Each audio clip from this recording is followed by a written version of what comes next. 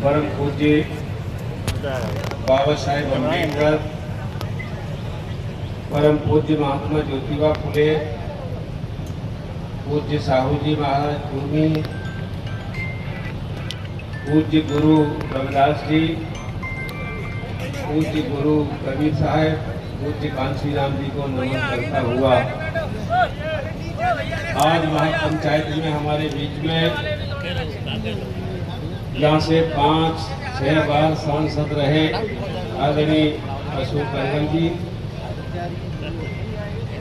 हमारी बहन आदरणीय शारदा सोलंकी जी,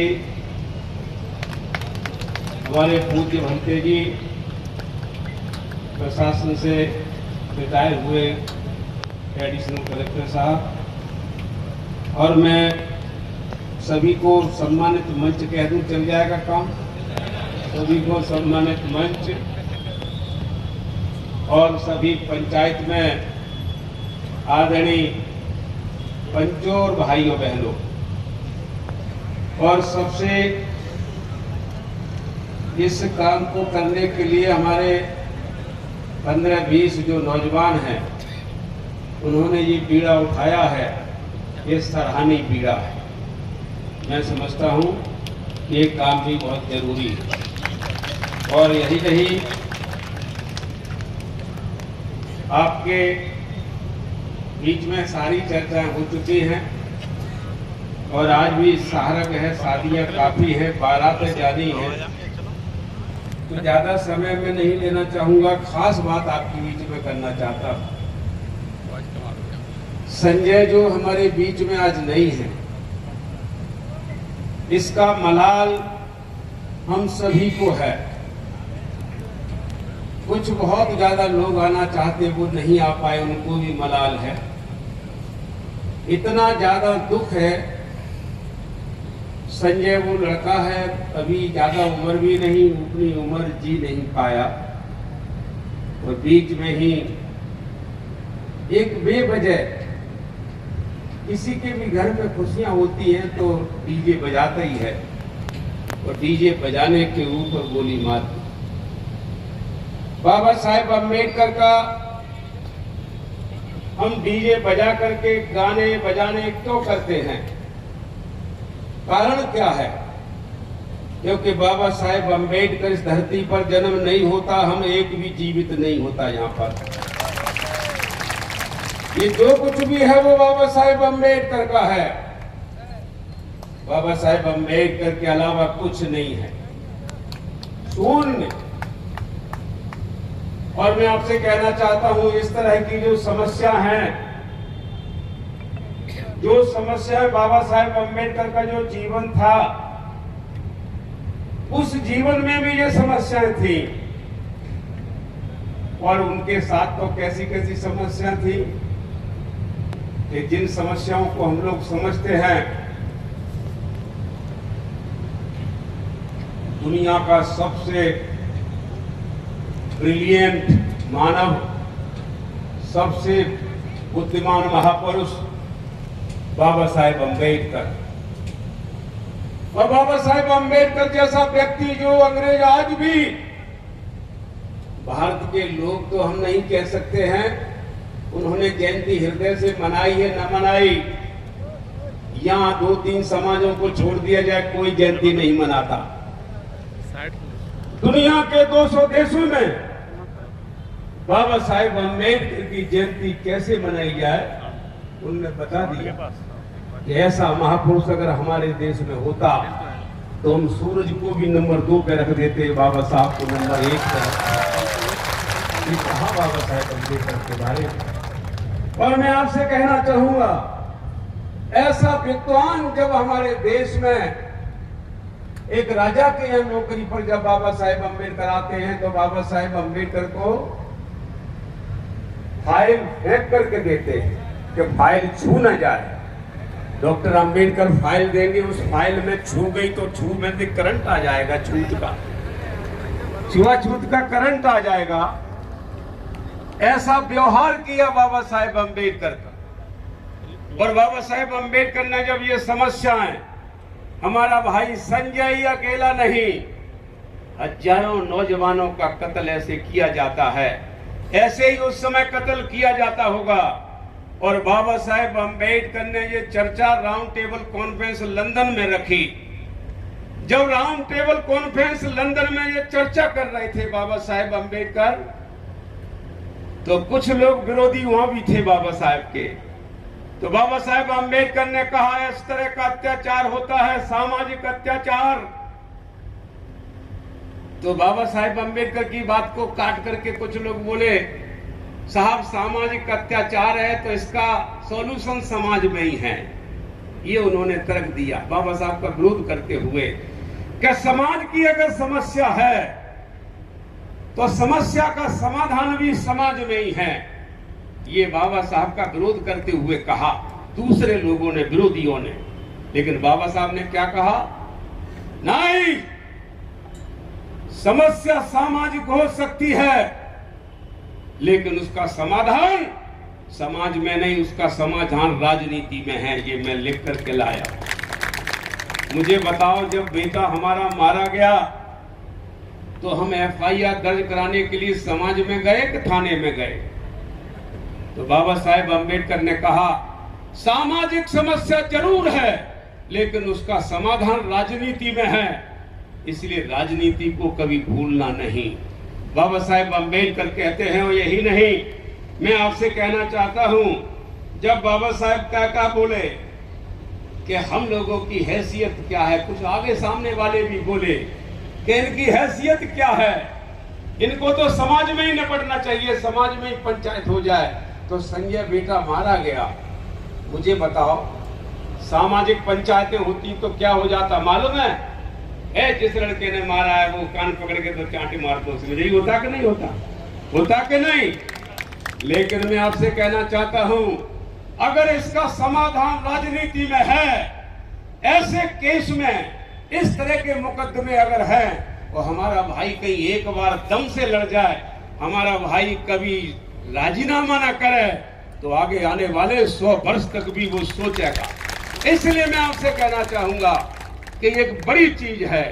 और यही नहीं, हम हैसियत है कि नहीं, ये हमारे भाई बहन बैठे हुए हैं, ये हमारे मंच पर बैठे हुए हैं प्रबुद्ध नागरिक, क्या हमारी हैसियत में बताना चाहता हूं, हैसियत में बताना चाहता हूं जो बाबा साहब ने इसका जिक्र किया है।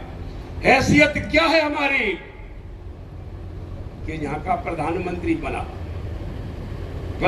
बना भारत का, कई राष्ट्रपति बने, मुख्यमंत्री बने, राज्यपाल बने, मंत्री बने, MLA MP बने। मैं आपसे कहना चाहता हूं, क्या मुख्यमंत्री या प्रधानमंत्री जो बना हो, प्रधानमंत्री जो बना हो बस वो जनरल कास्ट से रिश्ता रखता हो? क्या प्रधानमंत्री बना है? और प्रधानमंत्री उसकी 500 महिलाएं कभी मंच पर से नीचे बैठ करके कभी तालियां बजाने का काम किया होगा उनने? जो प्रधानमंत्री बना है उसकी जाति की महिलाएं, क्या सुना है आपने कभी 500 महिलाएं मैदान में बैठ करके ताली बजाती, नारे लगाती, तब वो प्रधानमंत्री बना है? हमारी महिलाएं, हमारी पुरुष, हमारे बुजुर्ग इस टाट पर बैठ करके तालियां बजाते हैं और प्रधानमंत्री दूसरा बनता है। हमारी महिलाएं अगर ये तालियां ना बजाती, हमारी महिलाएं नारे ना लगाती, हमारी महिलाएं लाइन लगा करके वोट न डालती, तो क्या ये प्रधानमंत्री मुख्यमंत्री बन जाते हैं क्या? मुझे बताइए। हैसियत है हमारी हैसियत है। हम भी तुम्हें प्रधानमंत्री बनाते हैं, हम भी तुम्हें मुख्यमंत्री बनाते हैं, ये हैसियत है हमारी। लेकिन इसमें थोड़ी सी अगर बदलाव कर ले, हमारी हैसियत है, हम मुख्यमंत्री बनाते हैं, हम प्रधानमंत्री बनाते हैं, हम MLA MP बनाते हैं कि नहीं? हम बनाते हैं। बस तुम्हें इतना सीख जाएं कि जब हम बनाना जानते हैं तो कुर्सी से उतारना भी जानते हैं। बस अगर इतना भरौर आ जाए तो मैं आपको दावे से कह सकता हूं कि हमारी बहू बेटियां इनको मुख्यमंत्री बनाती हैं, हमारी बहू बेटियां इनको प्रधानमंत्री बनाती हैं, हमारी बहू बेटियां इनको प्रधानमंत्री और मुख्यमंत्री की कुर्सी से उतारना और सीख जाएं, हमारे भाई बहन और सीख जाएं, तो आने वाले 1000 साल तक आपकी तरफ कोई कंकड़ फेंकने की उम्मीद सब समझ लेना, औकात नहीं है। गोली छोड़िए, डंडा छोड़िए, पत्थर छोड़िए, कंकड़ भी नहीं मार सकता आपको अगर कुर्सी से उतारना सीख जाए तो। अब समझ गए बात को? ठीक है, इतना ही ठीक है, ज्यादा आगे नहीं बढ़ाऊंगा मैं। और यही नहीं, बाबा साहेब अम्बेडकर क्या कहते हैं फिर कि हम में हैसियत है कि कुर्सी पर बिठा सकते हैं तो कुर्सी पर उतार भी सकते हैं, लेकिन ये हमारा समाज नहीं अभी मान पाया। ये समाज और मान भर जाए, मैं आपसे कहता हूं आपके पीछे पीछे दिल्ली तक जाएगा। अब उतारना सीख गए नहीं तो यहाँ आप बैठेंगे, नीचे से आकर के ऐसे ऐसे करेगा। उतारना सीख गए तो ट्रेन में बैठने जाओगे, ट्रेन तक पीछे पीछे आपको छोड़ने जाएगा। उतारना सीख गए तो, और उतारना नहीं सीख पाए तो हमारे साथ में इस तरह के अत्याचार होते रहेंगे। ऐसा बाबा साहेब अम्बेडकर का सोच था। और यही नहीं मेरे साथियों, मैं आपसे कहना चाहूंगा कि बाबा साहेब अम्बेडकर ने कहा, कांशीराम जी खुद हमने नारे लगाए, पूरे जिंदगी नारे लगाते रहे। क्या नारे लगाते रहे कि बाबा साहब का मिशन अधूरा, कांशीराम करेंगे पूरा। लगाए नारे के नहीं? पूरी जिंदगी हो गई नारे लगाए, लेकिन मैं उन नारों को जब मैं जिक्र नहीं करूंगा, मैं ये बताना चाहता हूं कि कौन सा बाबा साहेब अम्बेडकर का सपना था वो अधूरा रह गया, ये मैं बताना चाहता हूं। तो 25 नवंबर 1949 को संविधान की आखिरी सभा थी, संविधान की आखिरी बैठक थी। उस आखिरी बैठक में बाबा साहेब अम्बेडकर कहते हैं कि आज संविधान मैंने लिख दिया है, कल संविधान 26 नवंबर 1949 को संविधान सभा में पहुंच जाएगा। फिर कोई कहेगा संविधान अच्छा है, कोई कहेगा संविधान खराब है। तो मैं कहना चाहता हूं कि संविधान अच्छा है कि संविधान खराब है, इसका कोई अर्थ नहीं। अर्थ यह है, बाबा साहेब अम्बेडकर क्या कहते हैं कि संविधान कितना भी अच्छा हो, संविधान कितना भी अच्छा हो, जिन हाथों में जाने वाला है, अगर वो हाथ खराब है तो अच्छा संविधान भी खराब साबित होगा। ठीक है कि नहीं? और यही नहीं, आगे क्या लिखा है कि संविधान कितना भी खराब हो, जिन हाथों में सौंपने जा रहे हैं वो हाथ अगर खराब हैं तो अच्छा संविधान खराब साबित होगा और खराब संविधान अच्छा साबित होगा। ये बाबा साहेब अम्बेडकर ने कहा। कोई हमसे कहे, हमसे कोई कहे कि साहब बंदूक कैसी होती है, तो बंदूक कैसी होती है, कोई कहेगा अच्छी होती है, कोई कहेगा बुरी होती है। एक लाइन तो नहीं है, नहीं, लाख 1.5 लाख रुपए खर्च करके कोई बंदूक खरीदता है, ठीक, वो बंदूक किसी के हाथ में है और आप अपने परिवार को, बहू बेटियों को लेकर के कहीं न्योता खाने के लिए रास्ते में गए और कहीं आपकी गाड़ी रोक ली गुंडों ने, और गुंडे हैं 5, आप है 10, और 5 गुंडों के पास 5 राइफल है, तो आपके मन में क्या बात आ जाएगी कि आज नहीं बचेंगे, 5 रुपये हाथ में बंदूक है। मुझे बताओ बंदूक उस समय कैसी लग रही है, अच्छी लग रही है कि बुरी लग रही है? बुरी है। उस समय गुंडों के हाथ में जो बंदूक है वो अच्छी है कि बुरी है? बुरी है। और फिर किसी के आजकल तो मोबाइल हो गए, कोई 100 नंबर की गाड़ी को डायल कर दे और पुलिस को बुला लिया, पुलिस भी आ गई और पुलिस के लोग आ गए 5-6 और 6 के हाथ में भी बंदूक है, तो आप कैसा कहेंगे? आप बच जाएंगे। क्यों? क्योंकि इनके हाथ में सब में बंदूक है। ठीक है, जब हम घिर जाते हैं गुंडों के बीच में तो गुंडे के हाथ में बंदूक बुरी है, और बचने के लिए जब पुलिस आती है तो पुलिस के हाथ में बंदूक देख करके कहते हैं अब बच जाएंगे, बंदूक अच्छी है। तो सवाल हाथों का है, किन हाथों में बंदूक है? गुंडे के हाथ में बंदूक खराब, पुलिस के हाथ में बंदूक अच्छी होती है। ऐसे ही संविधान बाबा साहेब अम्बेडकर ने कहा कि संविधान जिन हाथों में जाएगा वो हाथ अगर अच्छे हैं संविधान अच्छा साबित होगा, हाथ खराब है वो संविधान खराब साबित होगा। ये बात कही बाबा साहेब अम्बेडकर ने। और यही नहीं, मैं आपसे और कहना चाहता हूं, फिर बाबा साहेब अम्बेडकर कहते हैं 26 जनवरी 1950 को संविधान लागू हो गया। आज संविधान लागू हुआ है 26 जनवरी 1950 को, तो आज हम दोहरा मापदंड है जो इसमें जिंदगी जीने हम जा रहे हैं, जो विसंगतिपूर्ण हमारा जीवन है। कैसे है कि राजनीतिक जीवन में हमें समानता मिल गई है, राजनीतिक जीवन में हमें समानता मिल गई है, सामाजिक आर्थिक जीवन में हमें समानता नहीं मिली। राजनीतिक जीवन में कैसे समानता मिली है कि राष्ट्रपति की कुर्सी पर जो कहा जाता है तथाकथित सो-कॉल्ड ऊंची जाति का व्यक्ति, ऊंची जाति का व्यक्ति अगर राष्ट्रपति की कुर्सी पर बैठे, उस राष्ट्रपति की कुर्सी पर जो बैठ जाता है, तो राजनीतिक बराबरी के कारण उस राष्ट्रपति की कुर्सी पर वाल्मीकि भी बैठ जाए तो उसे अधिकार बैठने का है कि नहीं? वो भी बैठ सकता है। और वाल्मीकि अगर राष्ट्रपति की कुर्सी पर बैठे तो तीनों सेनाओं के अध्यक्ष सैल्यूट करेंगे, उसको भी सैल्यूट करेंगे और वाल्मीकि को भी सैल्यूट करेंगे। ठीक है कि नहीं? 21 तोपों की सलामी दी जाएगी उसको भी, और 21 तोपों की सलामी दी जाएगी वाल्मीकि की भी।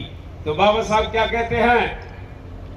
राजनीतिक जीवन में हमें बराबरी मिल गई है, राजनीतिक जीवन में हमें बराबरी मिली है, लेकिन सामाजिक आर्थिक जीवन में हमें बराबरी नहीं मिली।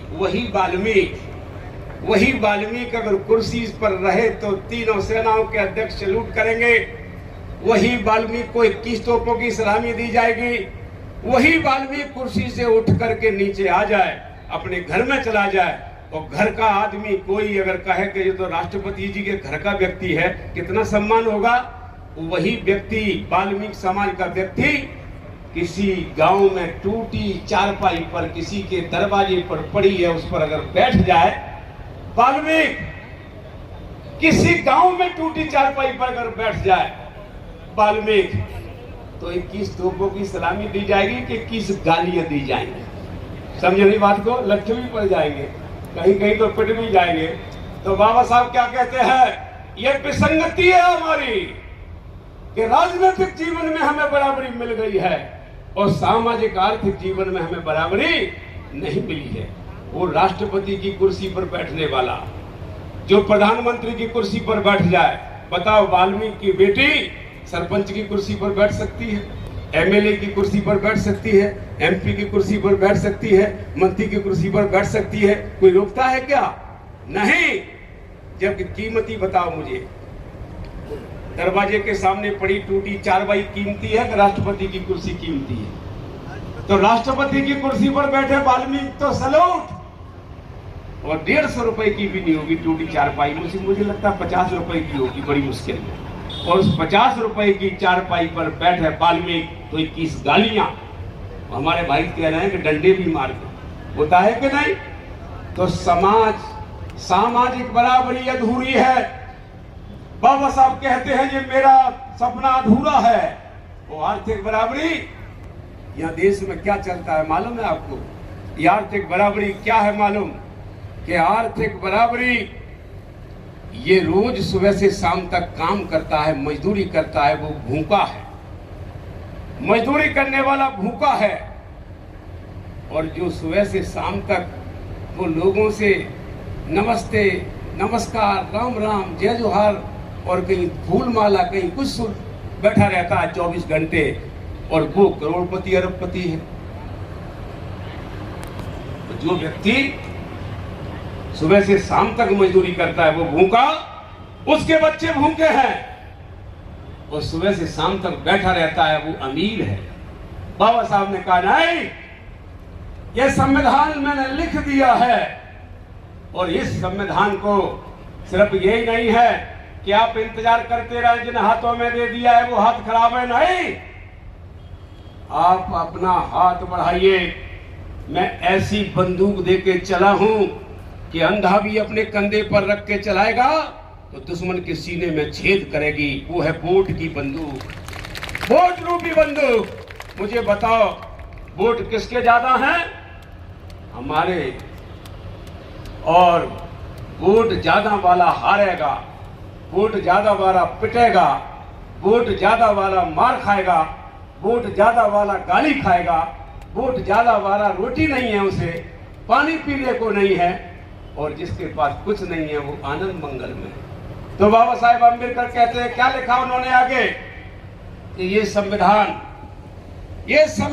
अगर सही तरीके से ये संविधान 5 वर्ष लागू हो जाए, वो छोटा बच्चा का गीत गा रहा था, वो अभी छोटे, वो सबसे छोटा वही है। तो बाबा साहब का क्या कहना मालूम है कि ये संविधान 5 वर्ष सही तरीके से लागू हो जाए और इसका पिता, कोई बच्चा छोटा, उस छोटे बच्चे का पिता 5 वर्ष तक सही तरीके से संविधान लागू हो जाए और वो अपनी संपत्ति अपने बेटे को छोड़ेगा, चाहे तो बड़ा हो जाए तो छोड़ जाए, चाहे किसी भी स्थिति में छोड़े।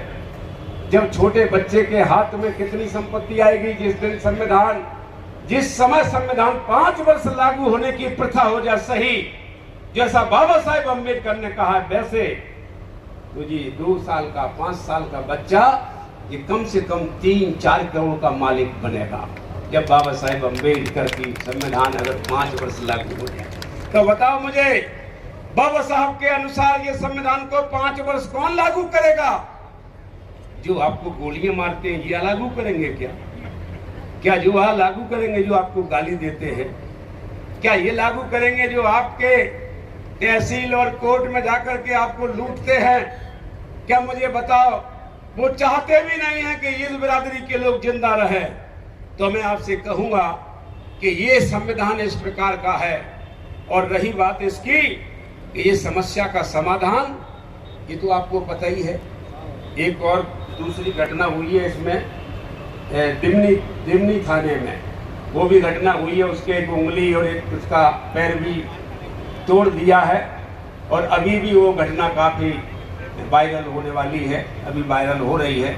तो मेरा कहने का तात्पर्य है कि जो महापंचायत है, इस महापंचायत का एक तो ये है, हमारे नौजवानों ने आपको इकट्ठा किया है, आपके विचार सुने, आपके विचार इसमें रखे भी गए हैं, इस आधार पर हम लोग चल जाएं। लेकिन मैं आपसे दावे से कह सकता हूं कि बाबा साहेब अम्बेडकर के हिसाब से अगर हम लोग चलेंगे, बाबा साहेब अम्बेडकर ने जैसा कहा है वैसे चलेंगे। और बाबा साहेब अम्बेडकर का आपने सोचा हो कि पूरा हमने पढ़ लिया, नहीं। बाबा साहेब अम्बेडकर का अगर पूरे वॉल्यूम पढ़ेंगे तो 44 वॉल्यूम है। 44 वॉल्यूम अगर आप पढ़ेंगे तो मुझे लगता है बहुत समय लग जाएगा, लेकिन वो वॉल्यूम आप पढ़ लेंगे और जिस दिन उस वॉल्यूम को पढ़ने के बाद, जिस दिन आप उस वॉल्यूम के बाद वोटिंग करेंगे, आपका भाई कोई न कोई, आपका भाई इस राज्य का मंत्री, मुख्यमंत्री, देश का प्रधानमंत्री जरूर बन जाएगा। तो क्या ऐसे कोई गोली मार सकता है क्या? ये बाबा साहेब अम्बेडकर ने कहा है। और मैं आपसे कहूंगा, यही नहीं, आगे और कहा है कि कुछ लोग ऐसा कहते हैं, उसके बारे में मैं कहना चाहता हूं कि राजनीति वह मास्टर चाबी है। ये आप जानते भी हैं, काफी हमारे पढ़े लिखे लोग भी हैं। मैं कोई ऐसी बात नहीं बता रहा जो आपने पढ़ी ना हो, आपने सबने पढ़ा होगा लगभग। राजनीति ऐसी मास्टर चाबी है, ऐसी मास्टर चाबी है, जो मास्टर चाबी, इससे हर प्रकार की समस्या के ताले खोले जा सकते हैं। यही राजनीति, ये बाबा साहेब अम्बेडकर का।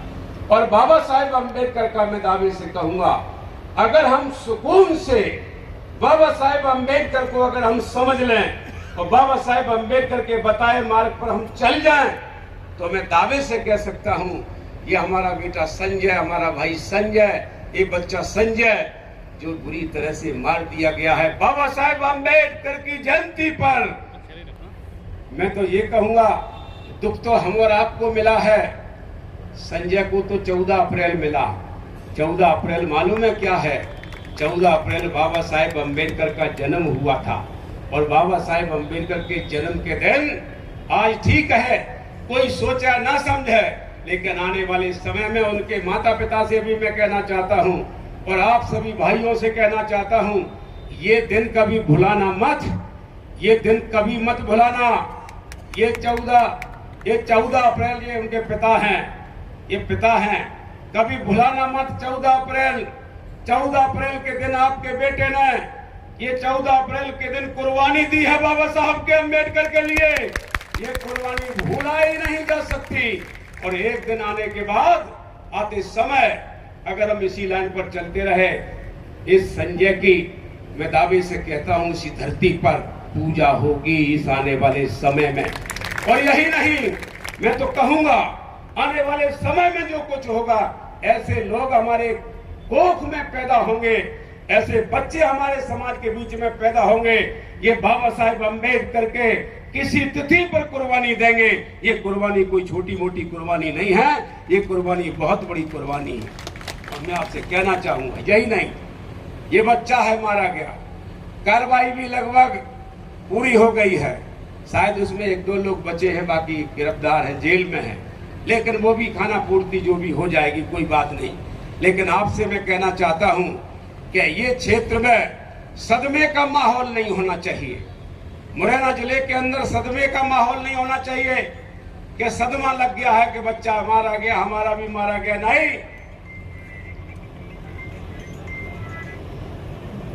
ये सदमे का माहौल नहीं होना चाहिए कि एक आदमी मर गया, अब तो भैया जय भीम बंद कर दो, अब तो 14 अप्रैल को ये डीजे निकालना बंद कर दो। ये तो नहीं होगा। ये 14 अप्रैल ये सदमे का माहौल नहीं होना चाहिए। हमें गर्व होना चाहिए। पिता दुखी है, दुखी पिता से मैं नहीं कहना चाहता हूं, लेकिन मैं आपसे कहूंगा कि ये गर्व की बात है। ये धन्य है मुरैना जिला कि मुरैना जिले का ही एक नौजवान संजय वो 14 अप्रैल पर भी अपनी कुर्बानी दे गया है। ये छोटी बात नहीं है। ये मुरैना की धरती को लोग चूमेंगे आने वाले समय में। जो मैं कह रहा हूं, लिख लो आप। इस मुरैना की धरती को एक दिन आने वाले समय में पूछेंगे, कौन था वो लड़का, कौन था वो संजय। उसके पिता को हमको मिलवाओ, और पिता भी बाई देवे ना रहे, उनको मिलवाओ, उस घर को दिखाओ, जिस जगह में वो मारा गया उसको बचाओ। मैं आपको दावे से कह रहा हूं, ये धन्य हो जाएगा मुरैना जिला। और फिर मुरैने से बात बढ़ेगी, फिर राज्य में जाएगी, और राज्य से बढ़ेगी देश में जाएगी। ऐसे पूत कहीं भी पैदा हो तो क्या कहना चाहिए, ऐसे पूत हमारी कोख में पैदा होनी चाहिए, क्योंकि जो बाबा साहेब अम्बेडकर के 14 अप्रैल को भी धन्य साबित कर गए। और मैं कोई ये नहीं कह रहा हूं कि कहीं जाकर के आप ये कहने लगे कि बहुत गड़बड़ हुआ है, अब मत निकालना तुम 14 अप्रैल को डीजे, अब गाना वाना मत बजाना। ये तो नहीं होगा, नहीं होगा। मैं आपसे कहना चाहता हूं कि वो धन्य का पात्र है, वो बेटा है आपका, वो मुरैना का बेटा है, वो धरती का बेटा है। वो आने वाले समय में बाबा साहब का, आने वाले समय में बाबा साहब का सही, वो आने वाले समय में शिष्य माना जाएगा। माना जाएगा कि नहीं माना जाएगा, ये दिन किसको मिलने वाला है। इसलिए मैं आपसे कहूंगा, और उस कार्रवाई में कहीं भी किसी को, परिवारजन को जो कुछ करना है, मैंने भी इनको बता दिया। गांव में गया था उनसे मिलने के लिए, तो जो कार्रवाई रह गई है वो कार्रवाई भी पूरी करनी है। ये गिरफ्तारी के अलावा भी और कार्रवाई रह गई है, वो भी पूरी करना है। सभी हम और आप मिलकर के ये परिवार को कहीं ये ना माने कि दूर का परिवार है, नहीं, ये परिवार हम और आपका ही परिवार है। और हम और आप इस परिवार के लिए जो भी जरूरत बन पड़ेगा, हम इस परिवार के लिए सब कुछ कर मरेंगे, हम पीठ नहीं दिखाएंगे। ऐसी बात मैं आपके बीच में रखता हुआ, और मैं आपसे कहूंगा, आने वाले समय में हमारे साथियों ने, जो 15-16 लड़के हैं, ये नौजवान हैं, इन्होंने ये कार्यक्रम कर दिया है। ये भले ही वो, मैं नहीं कह रहा हूं कि उनको अच्छा न लगे, लेकिन मैं तो ये कह रहा हूं कि अच्छा क्यों न लगे, ये आपने नींव डाली है, और इस नींव से आने वाले समय में और एक बार और आपने कर दिया, कहीं कहीं इसका राजीनामा नहीं हो पाए। और मैं आपको बता दूं, पर ऐसा दंड मिल जाए तो 50 साल तक मुरैना में कोई गोली बंदूक छोड़िए, कंकड़ भी मारने वाला नहीं पैदा है। सभी को धन्यवाद। जय भीम, जय भारत।